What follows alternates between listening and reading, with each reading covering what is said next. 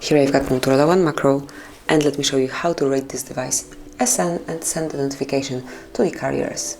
So at first you have to open list of all apps, then find and select the settings. Now you should click on the rating and feedback, and as you can see here, you are able to rate your device. So you can decide how satisfied you are with this device. You can pick very dissatisfied, then you can pick dissatisfied, neutral, satisfied, and then very satisfied. Here you can write what made you choose this rating, so just enter your answer, and here you can submit and send feedback. And this is it, that will be all. Thank you for watching. Please subscribe our channel and leave the thumbs up.